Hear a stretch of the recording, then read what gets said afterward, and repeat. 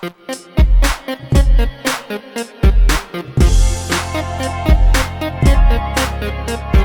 do y'all think of Ezra and Nehemiah?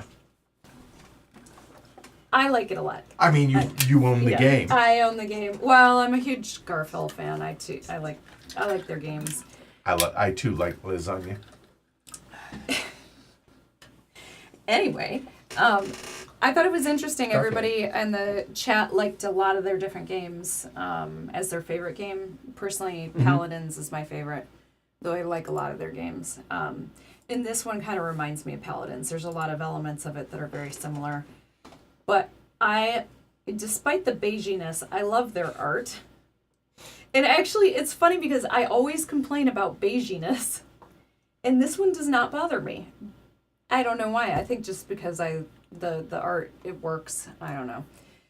But I like how this game comes together. I like the different areas and the balance between the cards and the decisions you have to make and spreading things out I like it. I feel like they took the parts of some of their games that I really liked and they incorporated those parts into this game, because most of their games I tend to like something about their game, and there's always something that I'm not really like, do I want to play this again? Sometimes it's how things interact with each other, and sometimes it's not, it just doesn't feel fun. And I don't know how I can quantify that, but sometimes games can kind of just become a little dull after playing them a little bit.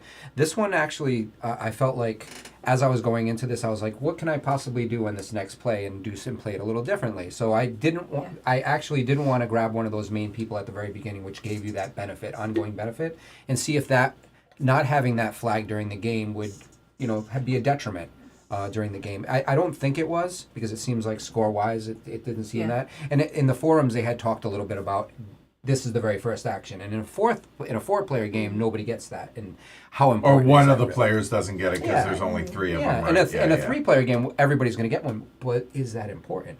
So then I tried to play in a way that I was not doing the blue actions so much, so that I could try to focus on the rest of the game and see if the game kind of played out, and it did. So so last game I was kind of focusing on the blue a little bit more, and this game I was focusing a little less, and I feel like it kind of washed itself out a little bit. And this game, in comparison to the other games, I feel like they, like the way I began, I feel like they took some of the pieces that I really liked about other games, and then this game kind of works really well for me in my taste, because they kind of do a lot of different things, and this one fits the pieces that I like the most with some of their games. I mean, Viscounts, having the castle in the middle. There's some Viscounts that having I always do it incorrectly. Having the castle in the middle with that kind of scoring. Like, some of those were really interesting mechanics, but pulling a little pieces that weren't the most important mechanics and then putting them in this game kind of worked. Even though it wasn't something like monumentously different, it was actually something that felt really nice as I was playing. So it's like really comfortable games, similar to like when I play Yokohama. It's like, I'm gonna kind of move these things around, and I'm gonna play this game. It's gonna be really good. I probably wouldn't purchase it, and I definitely would play it, but it's it's definitely hold my attention to play it quite a few more times. Any thoughts over there? It's a genuine question this time, and I don't know. I will say I'm not as much of a Garfield fangirl as Sarah. That's a fair statement. I've played a handful of them, and I can definitely see where parts get pulled from others, like you were saying, Derek, and I like the way it is put together. I don't want to make it sound like a Frankenstein, but like. Sure, no. I mean, it's this. You're doing three distinct things, right? And how they sort of overlap here or there a little bit, but and I like how interact, not absolutely overlap. Like you were saying, this time you could see people were trying to do more in some areas than they might have last time, and feeling out what a different strategy might be. Like for myself, on our first play, I spent a lot of time over here. Yep. Yeah, we all did. And this time it wasn't so much. It was like one little row. Yeah, I was really surprised seeing how little y'all were doing that. So wasn't there one person who did nothing here? Yes. Yeah. So it's just. I think it works. I mean, it feels balanced from from that standpoint to where you don't necessarily have to have, fingers in all pies. Right. You do have to go into multiple, but I don't know that you have to do everything. Yeah. Right. And instead of doing this, I just went around here Right. a whole bunch of times. So Yep. like, what is this? I didn't even use it the last game. Right. Yep. Let's play with this thing over here. This little automobile thing.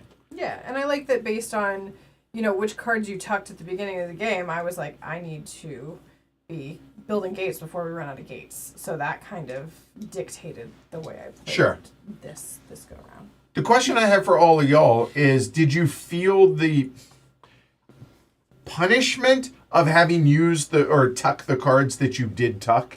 Or was that a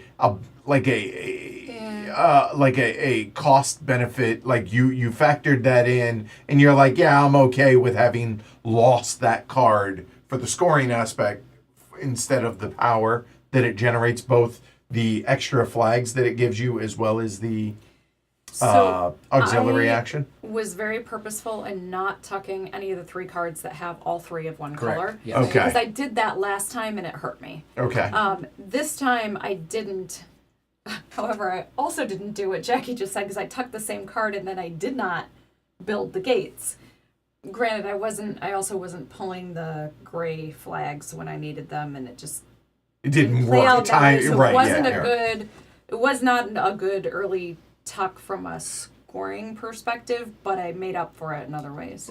Clearly. Didn't knock you out of the game. Right. And also, part of that is My the way first the tuck. shuffles, right? I was worried because I took the soldier first, and that's there's no That's other. how you get extra workers, right? But the game itself is permissive enough for me to, and I saw this. Yep. There was a way to get it here. There was a way to get here, and these are variable. Yeah, so and here. so the fact that we were able to get these that actually had the extra workers that were here, and also this can be variable too. Yeah, I mean, and exactly the fact that it just so happened that it wasn't that side or the other card that you saw. Oh, there are ways to get other workers. So I saw that, and because we've played before, I said, if I tuck this guy, then I can find another way to get a worker. Sure. Basically. You spent a lot of time with me at the fish gate. I Right. did. Yes. Right. Yeah. It was all fishing. Yeah.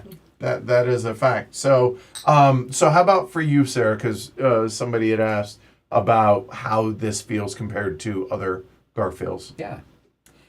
Well, I do. I mean, I think it's pretty true to form for a lot of their other games, and it does take a lot of the elements from other games, and puts them together. And I know last time too we talked about, well, is there anything really new?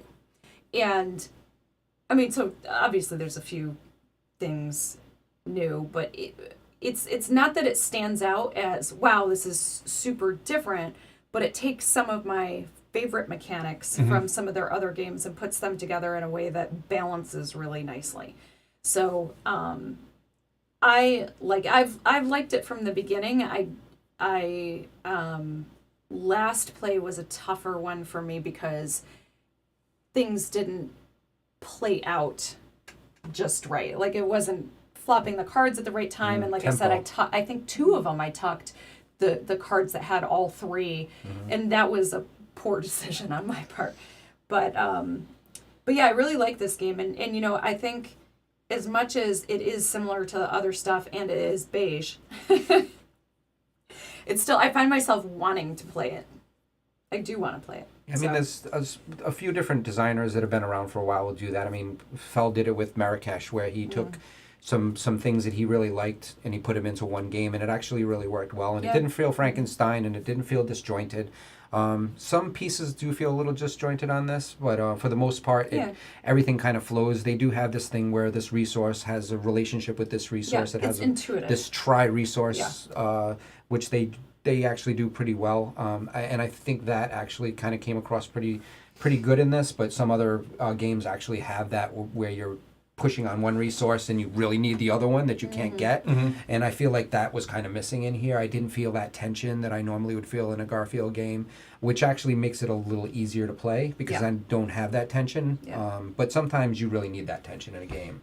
So, referencing our y'all's previous play during the patron only stream, you had talked about how limiting that the building can be. Like the fact that when you take an action, yeah. it is you only take an action here, meaning you can clear and you can build only here. I'm curious. Do you still feel the same? Yeah. You know, the funny thing is, so because I think I actually even said that I might house rule that you don't have to do that. Right, where you just get super permissive and you can clear this one and build. It was cold that day. Clearly, it was very cold. Right, yeah. I've actually given this a lot of thought since then, which, you know, I don't know, speaks to this because I was thinking about the game a lot. And I take back what I said before. Because because you asterisk, she's taking it back. All right, yeah, go ahead. Point. I think you made a really good point that. Ooh, say it again. I like that. No, sorry. Go ahead. All right, go.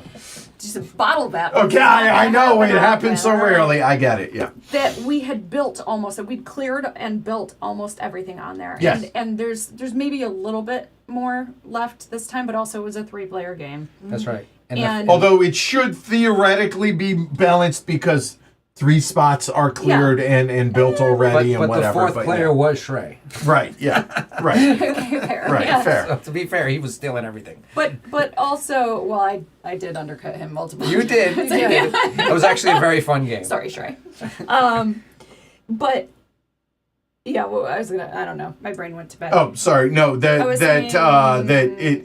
fact that everything I also was think almost some of that was built. just the nature of how it played out last time. Because this time I also had that trouble of not getting the gray flags like exactly when I wanted them, and so hence having that gate thing. And I never built a single gate other than the original starting gate. But it didn't feel limiting this time because I was still collecting the resources and I was doing a lot of other stuff. I raced up this track. So I think Do you think you would prefer a 3-player over a 4-player game because of that? Yeah, yes. I've played it at 2 and I've played it at 4, and this is the first time I played it at 3. And I do think I liked it at 3 best. Out of all 3 of them? Yeah. Why? Well, I think because 4 felt a little bit congested, just like especially because we did step on each other a lot, and there were only 2 glory to rooms tonight. Right? Yeah. And both were on back-to-back actions, so well done, y'all. Yes, thank you. It was wonderful. But I do, I actually liked it at 2-player. At 2-player, there's a couple things, because a few, more gates come out. More of these things are already finished. You're basically kind of not using the top part of the board. Yep. The other thing is there are some starter dudes here that help with in the solo and the 2-player. Yeah. Yes. Yep. So they come out and they start here, but they're not stuck there. They're not blocking. They're never blocking a space. If you if there's one here and you want to go on Ezra, you go on Ezra, and then it goes up 1 to the farthest left space. So it would go here because that's up and to the left from Ezra. And so then also if you came here though, you would, to trace the path back, you would pay 1 coin to the bank if it was that white worker. So it works, right? That compensates really well. So it did actually play really nicely at 2 players also. I wonder if even having a worker in there, even at a other player count, would actually having a bumper in there would actually make people go in there. Yeah, I was a little surprised when I was setting this up. If I had one white bumper in there, I would be like, psh. Yeah, the fact that it's only on the solo and the 2-player I found interesting. Like I was like, oh, that I guess it's specific that they're only used at those player counts, which definitely surprised me. It seemed like 3 players flowed better and there was less downtime for y'all. Yeah, yes. So it seems to me that 3 is a pretty good sweet spot for this, is my guess. Yeah. And I'm glad to hear that you don't feel like it's overly restrictive and that you don't want to house rule it. Because I think that was it's restrictive to a point, but not overly. Yeah. So no, I think it's good. I also would say I think 3 is probably ideal, but it's not like 4 was a bad experience. No, I like 4 more because I like you guys to take this. Sniping each other and more people just in general. The congestion kind of felt nice. I know the time adds about 40 minutes to the game.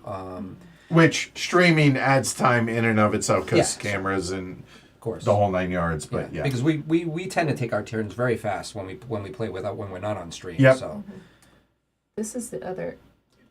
It's taped. I was like, what? It is 100%. Okay. so it doesn't All move. right. Yeah. Yeah. So It scales. this is the The Temple thing- Mount scales. This thing scales, but it's interesting I too won't because freak you out. It's fingers. Stay relax. But there you go. But yeah, there you go. for this full thing, we still did more of this at Three players even though then we were, at we four. were yeah. late, And right? then that's it Two at players. two. And that's it, Right. too. Yeah. Yep. So. So cute. And by yourself is. if you're playing by a solo. Yeah. Yep. Cool. All right. Yeah. So that's Ezra and Nehemiah. So big thanks, Sarah, for supplying us with the And beating game. us. Thank you, Sarah. And teaching us. Let's see. Supplied the game, taught the game, and then beat everybody. Well done, you. If It y'all was liked better it, than getting eliminated and. I mean, I do feel like you redeemed yourself. Okay. I do feel like there's that.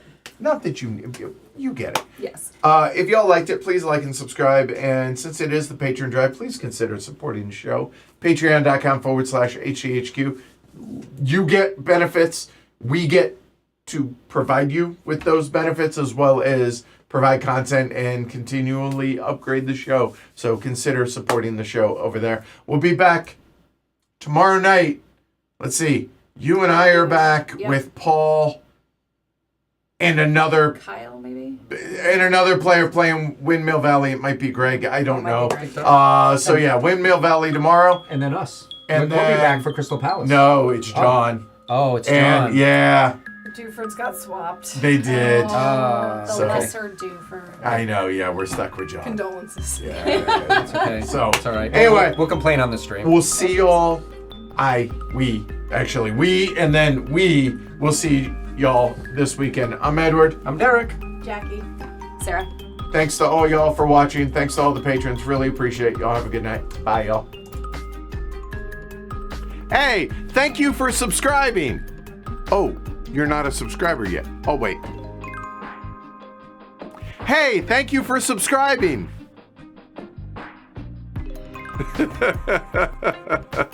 Go check out other videos. I appreciate it, y'all.